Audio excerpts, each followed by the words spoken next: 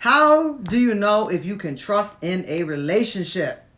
Well, let me go ahead and jump ahead and give you a little tidbit. Um, it takes time. That's the worst part about it. It takes time. And who has time when you're in a relationship and emotions are flowing and you're getting to know one another and things are happening and you're getting excited about it? Who in God's name has time to wait to figure out if this person is right? Did I introduce them to my children too soon? Did I bring them home to my girlfriends or my guy friends too soon? Did I let my family meet them too soon? I can't afford these hits. You're a career woman, you're a Christian woman, you're a minister, you're a professional, you're a mother or a father. How do you can't handle these things? And then you have to keep going through relationships because what somebody said they were, they weren't. How they introduced themselves to you was not who they really are. And one of the main ways to determine this is time. But who has time when the stakes are high? And the stakes are high when you have so much invested and so much involved. What about those who are dating from a distance? We're dating across different states. And, we're making investments in this thing here. Money's being invested and time is being invested. I don't really have the asset of hoping that things work out. All right, now I'm happy. I don't have to move y'all no more. So what do you do? Well, let's talk about that tonight. Let's go there. Building a relationship on trust. Building a relationship on trust. Let me talk and then we'll go in a little deeper. In a day like we are in now, when the signals between men and women are not clear, it is hard to tell when you have come upon a special connection with a man or a woman, if he is a keeper or not, as the expression goes. But how would you know? Good question. That's why we're on here tonight. A man or a woman does not come with a tag that says, "Trust me, I won't let you down," or "Trust me, I won't let you down." There is no machine that takes an x-ray of their heart or of their past. There is no background check on somebody's pathology or somebody's psychology. Oh, well, what do we do? And guess what? People will tell you that a good relationship means two people must have common interest and similar values in order for a relationship to work. They will ask you if indeed you are physically attracted to this guy or to this woman. They will tell you that common values are important. If he doesn't seem like a good person to you, then they're probably not a good person to you. That sometimes works out, but that's not a way to build trust. A paycheck is always nice. The hope of future paychecks is especially nice. He may have the beautiful eyes or the color toned skin that you like or the height that you like. I know a lot of women are into height. He may always have something that you've always dreamed of, that stance, that demeanor, that walk. You know how everyone, female-wise, was always noting Denzel Washington's walk. There's something in a walk with some women when they look at a guy. How about some of his manners are exactly what your mother thinks or would think is indispensable in a man. You may feel like the luckiest woman alive when you're with him, or the most favored man alive when you are with her. You may feel like you are the luckiest person to have brought someone into your situation, but how do you know when you can trust them? Because none of these things are enough at the end of the line.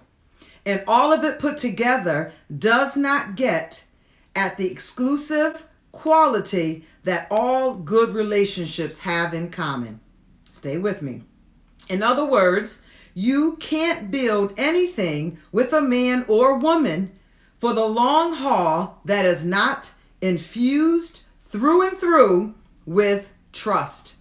It's not their build, has nothing to do with the physical attraction, has nothing to do with their manners. If somebody recommends brother so-and-so from their church, their paycheck or a sizable, consistent paycheck, those are nice things to maybe have as a list that you would actually consider having a conversation with.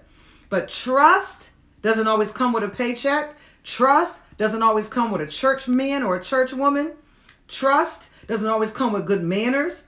And trust isn't always 6'2" or 38, 26, 38. That's not how it works. You cannot build anything with a man or a woman for the long haul that is not infused through and through with trust. If you can, put trust up on the screen for me. Trust is the root from which love flowers and continues to bloom. Isn't that beautifully poetic? How you answer the question, can I trust this man? Can I trust this woman? Will determine whether you feel you can give your heart in any significant way. Let me read my poetic stance one more time. Trust is the root from which love flowers and continues to bloom. Trust in relationship is a bit abstract and hard to explain. It's almost something you come to sense in your gut, but that's not enough. For some time now, I have taken it upon myself to interview different people in my counseling sessions or coaching sessions, and I begin to question them exactly how they came to know they could trust the person they married. Or in the case of one single woman, I asked her how she separated the men she could take home to her father from the fish she threw back in the pond. The responses I received are worth a small book in itself.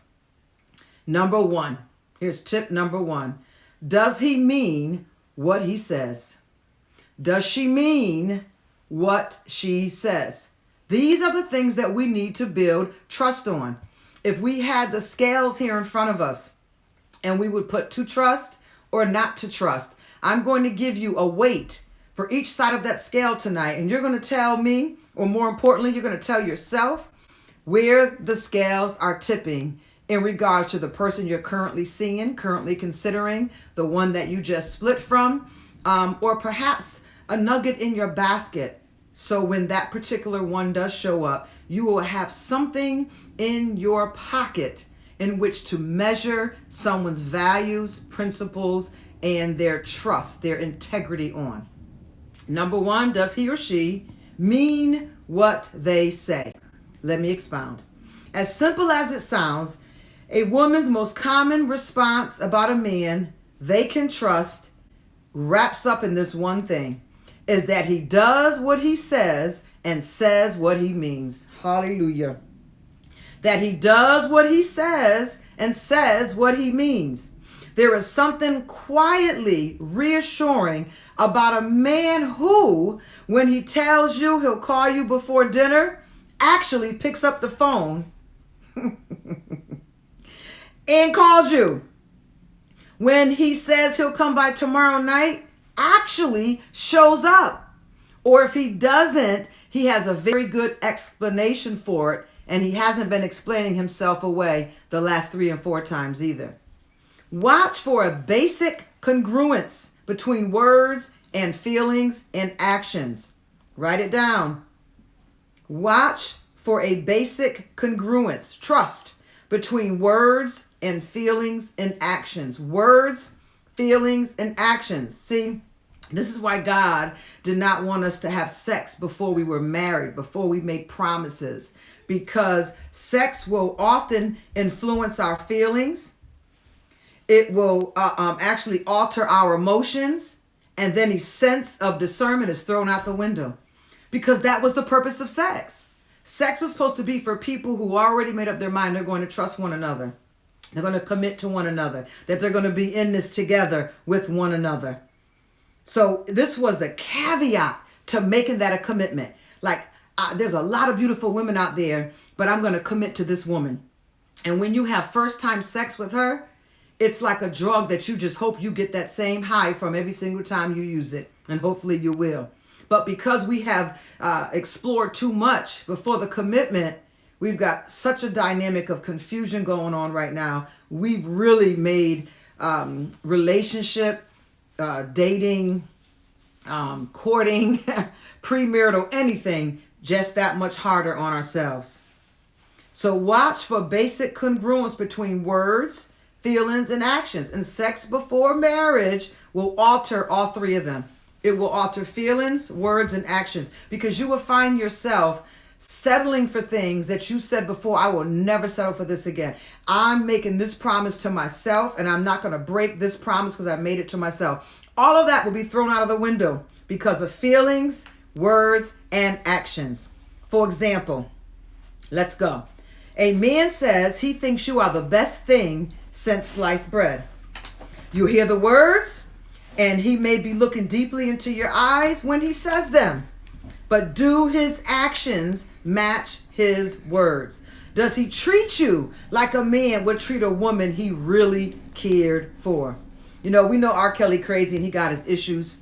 And I'm not going to shout him out on airtime here for any of the things that he was known for, good or bad. But what I do want to respond to a silly song he made that was so true is that when a woman is fed up, there is nothing that you can do to get her back. It may take a long time, but when a woman or a man is fed up, they are usually done. And that fed up for some of us can take a long time. And he also talked about how, I don't remember the words, but he talked about how, something about how he loves his car more than his woman or something. There are signs to know when a man loves you more than he loves his material things. Does he treat you like a man would treat a woman he really cared for? I remember I was with this guy. He went to the car wash every day. And this was before membership passes came out for $19.95 a month, where you could drive through a basic car wash every day. This is when they had to pay. And not only pay, he pulled it to the side and did his own wax job, his own rim job, his own vacuuming job. And every day that car was spotless. If it rained, he would go back again in the evening and get the raindrops off of that car. Do you see how he treated that car? Like he loved it, like he appreciated, like he wanted it, and it did not just want him. There's a difference. You know, I've learned some things at this point in my life, and I've learned that you can treat some people really, really good, but some people cannot appreciate things until they do them for themselves. That's a broad, powerful lesson that I had to learn. But we'll get to that another time. Does he treat you like his car? Oh, excuse me. His Xbox. What is that thing that he loves and he favors so much? His career, his reputation, his money? What is it that he really cares for that you have noticed and watched or that he shared with you? And then measure yourself up to that. Do you get the same care, concern, respect? Does he treat you like a man would treat a woman he really cared for? And vice versa for the genders. You want to make sure the mistake of loving this person so much that you overlook a big disconnect between what they say and what he seems to feel and what he does. Those three need to line up consistently. You don't want to make the mistake of loving a man or a woman so much that you overlook a big disconnect between what they say, what they seem to feel, and what they actually do. Those three need to line up consistently. All right, I hope you're keeping up. If not, you have hashtag replay. I've got to go to the next one. Number 2, can this man be wrong? Can this woman be wrong? It is amazing how much strength is communicated through the quality of humility and especially the absence of an ego that requires continual feeding. Bless the Lord, oh my soul. I once worked with a couple who had broken off their engagement shortly before the wedding. Before 2 weeks, the would-be groom knew he had made the mistake of his life. His wedding jitters had been a little more really than an indicator of his need to grow up and take responsibility for loving a wonderful woman who had less of a pedigree than his family wanted. In the painful aftermath, he saw his mistake with crystal clarity. He did the hard work of deep personal change. He also put feet to his new understanding. With no one's prompting, he humbled himself enough to drive half a day to apologize to his ex-fiance's family, including her parents. And this was his idea entirely. Why? Because he did the work. And it was a courageous one that he took on, since he knew that when he showed up at this family door, anything could have met him at the door. But when a man lets go of his pride, God gives him a kind of strength that is rooted in something larger than himself. Later, his still ex-fiance came to a session and asked me, "Do you think I'd be the fool of the century to marry this man given all we've been through?" A broken engagement had been a crushing disappointment for them, yet they were still very much in love. It was a totally understandable question. Any woman would think twice. I think you are asking a deeper question about whether you can trust this man or not. And then I encouraged her to weigh the amount of change she saw in the man she loved. Weigh, especially the humility he displayed in taking responsibility for his immaturity. Does his humility lead her to a deeper trust? Write it down. Does his humility lead you to a deeper trust? It is amazing how much strength is communicated through the quality of humility. You don't want to match up with a man who cannot admit he's wrong. I'm going to say it again. You do not want to match up with a man who cannot admit he's wrong. Not in the rain and not on a train, as Dr. Seuss would say. His ego is too fragile to bear the thought. So whatever is wrong is always someone else's fault. Run the other way quick, my sisters and brothers, because pretty soon when bad things happen, it will be all your fault, because you will be their spouse and you will be the deflection and the projection of all their cares and troubles and woes. I had a couple before, and I ended up working with just the husband because together they were toxic in sessions. So I had to separate them, and I worked with the husband. We had a good connection, so he ended up choosing to stay with me. And when they first came on board together, she was telling me how when they met, he blamed everything on his baby mother and his mother. All his problems in his life started from his mother. And then when he got his baby mother, she was as wicked as the mother. And I saw a pattern there. Though it might have been true to some sense, there was a pattern there that he was already able to see the speck in someone else's eye through the log that was in his. And then when we separated the sessions and she went to work with someone else and he stayed and worked with me, I found out now he was no longer blaming his mother. He was no longer blaming the baby mother. He was now blaming her. You do not want to match up with a man who cannot admit he's wrong. Not in the rain and not on a train. His ego is too fragile to bear the thought of being wrong. So whatever is wrong is always someone else's fault. Stick with a person like this, and pretty soon all the bad things in his life will be all your fault. There's an amazing strength in a person who can humble themselves, especially in the absence of an ego that requires continual feeding. I pray that blessed you. I can't see your comments right now, but I pray you're blessed. Let me go on to the third one. I still have some time left. Does he enjoy you? Does he or she enjoy you? More telling than whether a man is attracted to you or likes your family or admires your career is his enjoyment of you. Simply you. Your intuitive sense of being enjoyed tells you whether you can trust him. Does this man put plain like you for what you are? Just plain Jane. Does he like you for who you are? Your adventuresome spirit may be an irritation to some, or your quietness may be misunderstood or misappreciated by many. But this particular man or woman enjoys those kind of things about you. He sees in them real value and real worth. What is your quirkiness? Or what is the thing about yourself that you like the most? I'm just so adventurous. Everyone likes to be around me because I'm so much fun. Does this person like your adventure side? Do they like your quiet side? Do they are they able to appreciate or respond to you on your moody days?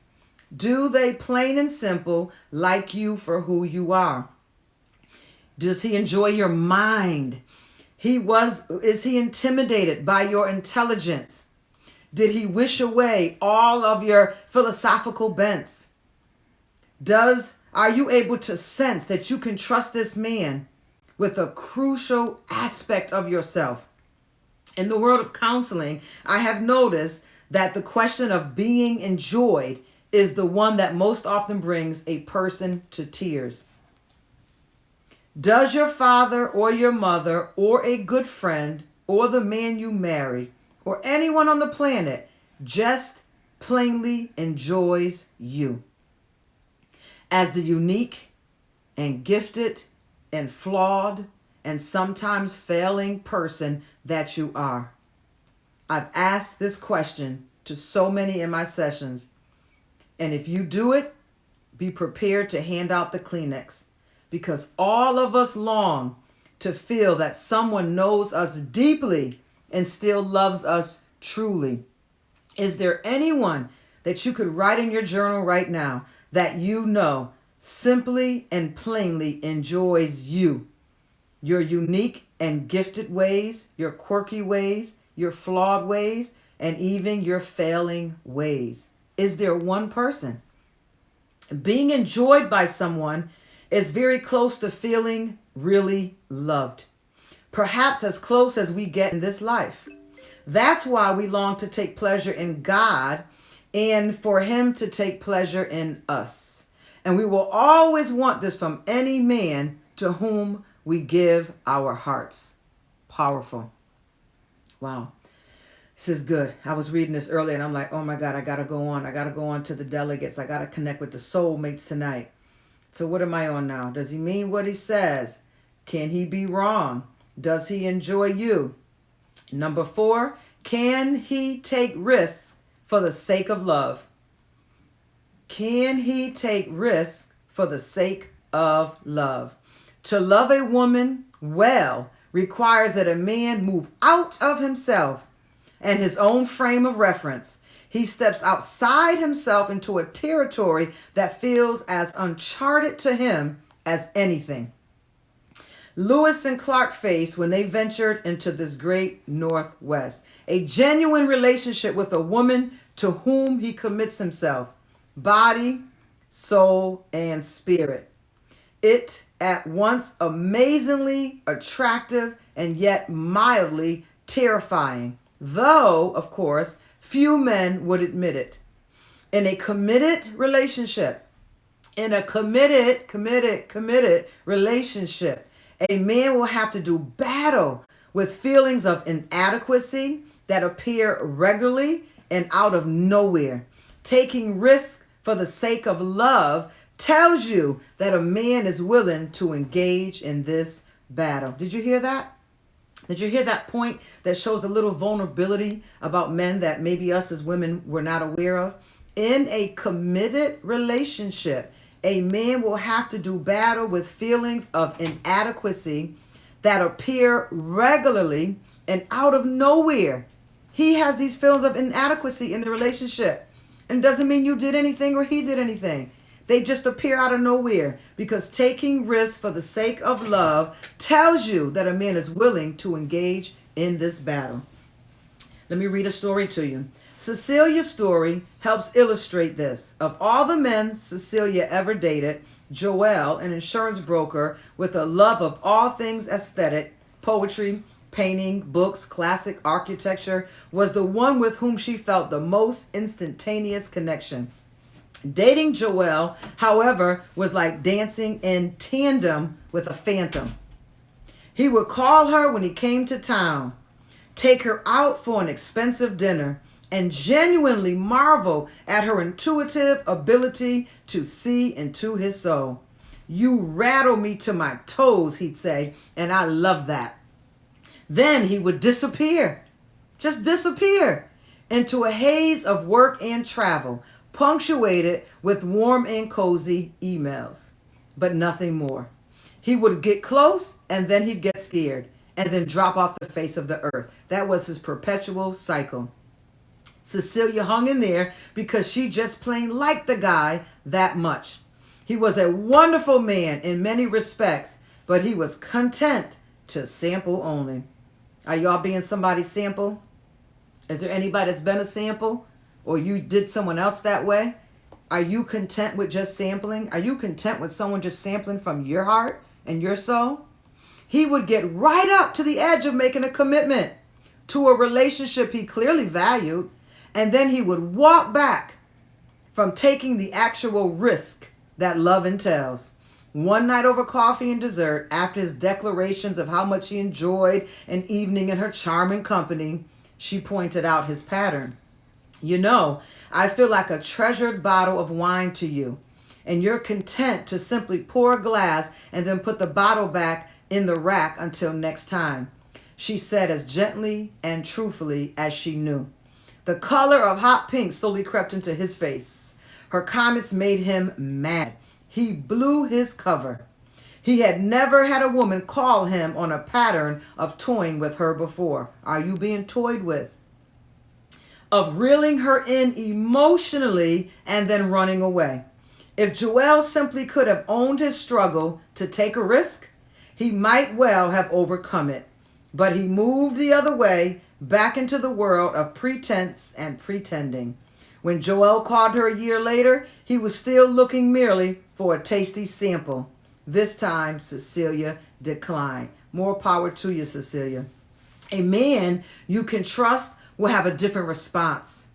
He may sweat bullets inside at the thought of giving himself to one woman, one relationship. Love is full of take your breath away risk. But when the time comes to do battle with fear, he will face it and move through it and become stronger in the process. He will not just steering you along as a sample.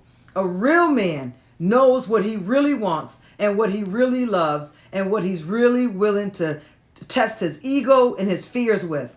Are you that woman? Does his actions, his feelings, and words support what he's saying to you? Does his words support what you're feeling?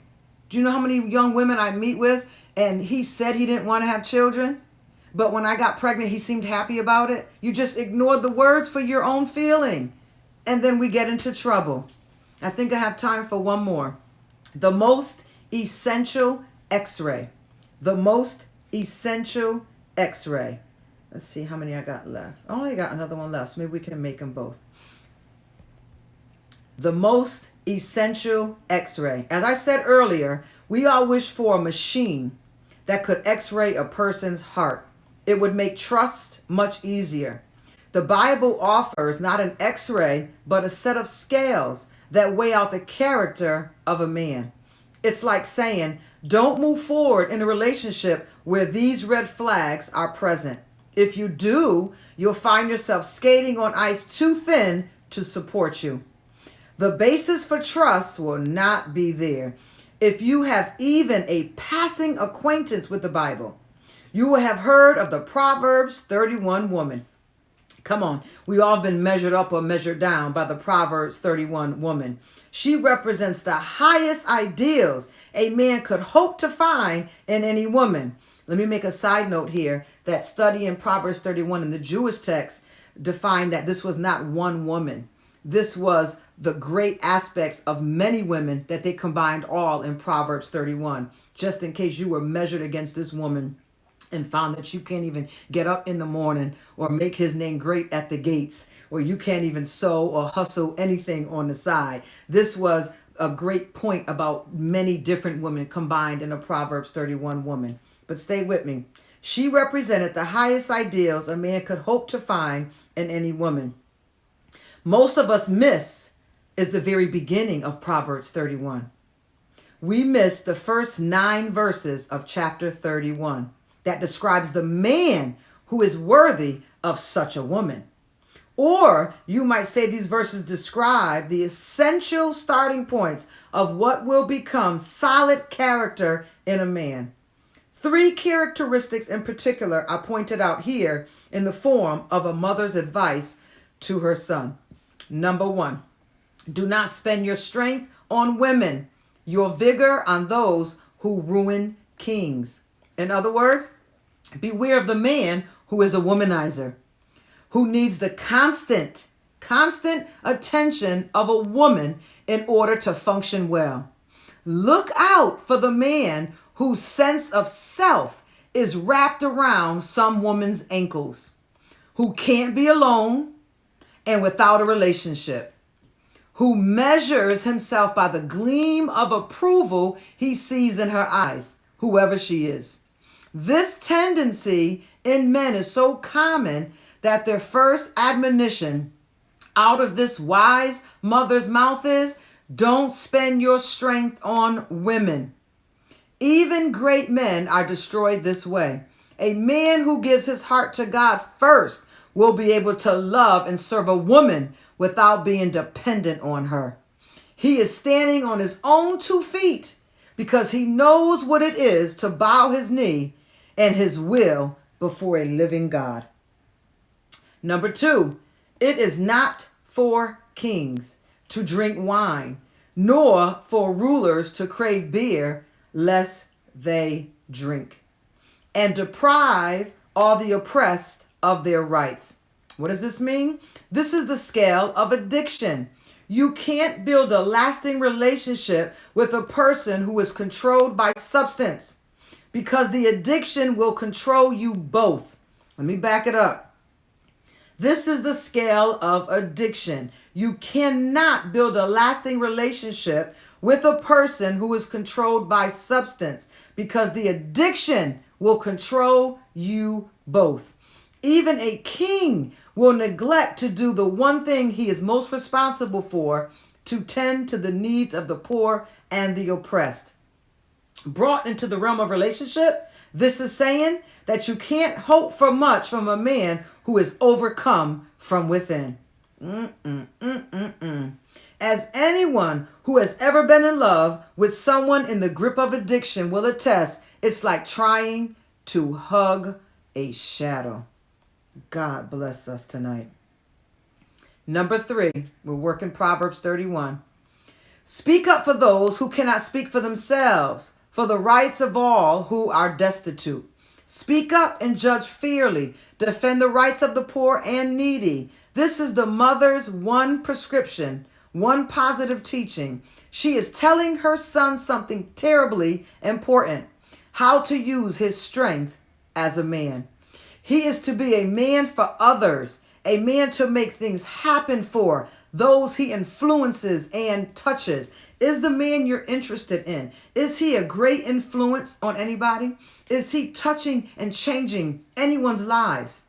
Have you known a man who is far enough along to realize his potential influence, who wants his life to have an impact on others for good and for a cause larger than his own self-interest? Such a man will someday become like a huge oak tree whose roots sink deep and who provides shade and sustenance for many people. He knows he was put on the planet for more than his own good pleasure. And you are the one who will most feel the benefit of this. This last teaching gives crucial direction in discerning the kind of man you want to join your life with for the long haul. Simply put, has he moved beyond himself? Write it down. Is he able to invite you to join him in something larger than either one of you? Father, I bless your name right now. I feel my Lord and Savior. I feel my help. And lastly, real vulnerability. Real vulnerability. I wish I can see y'all comment, because I probably need to stop and comment, but I'm going to keep on going. So trust is the basis for a love that lasts and a relationship that can weather the storms of life. It takes time and a bit of a track record to know whether what you think you see in someone is truly there. And it goes without saying that what you would hope to see in another, You need to be in the process of actually becoming yourself. Personally, I'm in favor of many cups of coffee, maybe enough to support one local Starbucks near you to get to know this person. You will know that you love a man when you feel safe with him, even though the worst has been known.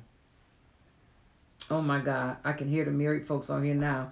You will know that you love a man when you feel safe with him, even though the worst is known. What is happening as two people become a couple is like a prolonged card game.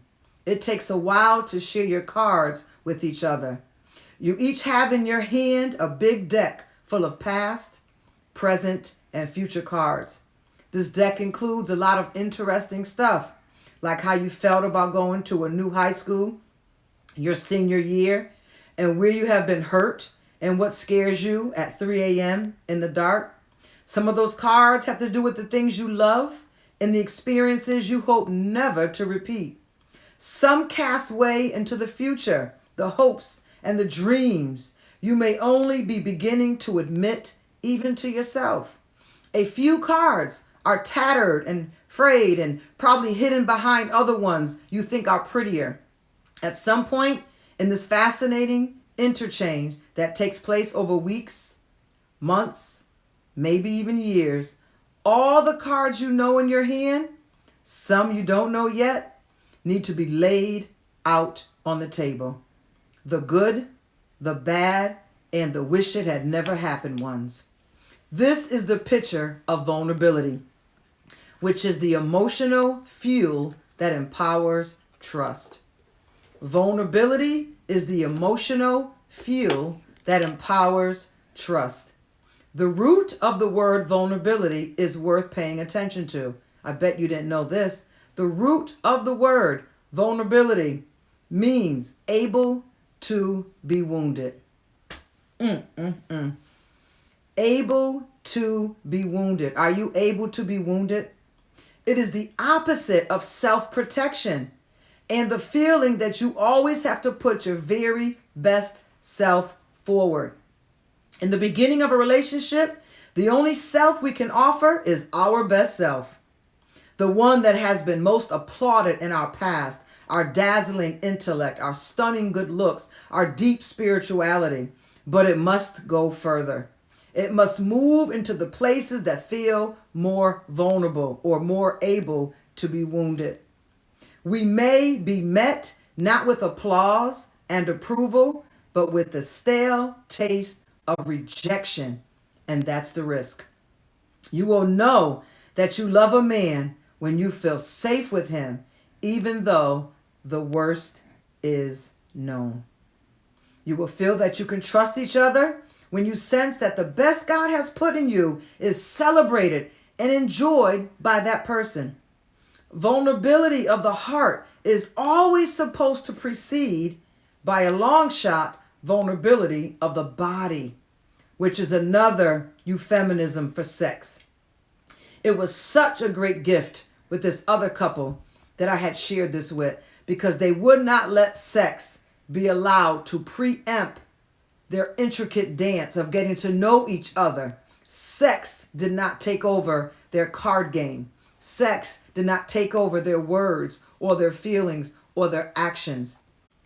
It is a strange irony that sometimes it is less vulnerable to be sexually involved, to be two strangers in the night, than it is to share your life and your heart with someone. Real vulnerability, followed by genuine commitment to a person, makes sexual intimacy one of the best joys on this earth. This sort of joy is simply not possible in a relationship that is not for keeps. As the opening quote by William May explains, we don't give ourselves to another fully in the future is withheld. Let me read it correctly. William May explains, we don't give ourselves to another fully if the future is withheld. In the final analysis, a good relationship is not about the absence of vice. The celibacy of dating or courting or getting to know someone All the precursors to marriage is meant to clear out the space for the really important stuff to grow and to flourish. You are planting a garden that is meant to last a lifetime. You are investing in a relationship that has to be nurtured and tended to all your days. In a good relationship, celibacy makes room for the practice of showing respect and honor for one another. The self-giving allows the two of you to be better together than you could ever be apart. Seen from certain angles, this coming together of two people can look like loss and subtraction, as though the giving of oneself is a kind of death. Perhaps in some ways it is, but it is the death that also leads to the experience of personal resurrection. In the union of two people, body and soul, the sum is truly greater than the parts, and the individuals themselves become somehow more of who they truly are. In marriage, there is a hint of something only God could dream up, something bigger than the two of you combined. Or as Frederick Buechner explains, by all the laws of both logic and simple arithmetic, to give yourself away in love to another would seem to mean that you end up with less of yourself left than you had to begin with. But the miracle is that just the reverse is true. Logic and arithmetic go hang. To give yourself away in love to someone else is to become for the first time yourself fully. To live not just for yourself alone anymore, but for another self to whom you swear to be true. Plight your truth to is in a new way to come, fully alive. You will know that you love a man or a woman when you feel safe with them, even though the worst is known. I'm done. I don't know if y'all are as done as I am. I'm done more than one ways than one. Just to recap our takeaways, we want to have trust before sex. What are some of the things we can look for, as time may not always be of the essence for us? Does he or she mean what they say? Can they be wrong, or is it strikingly hard for them to be wrong?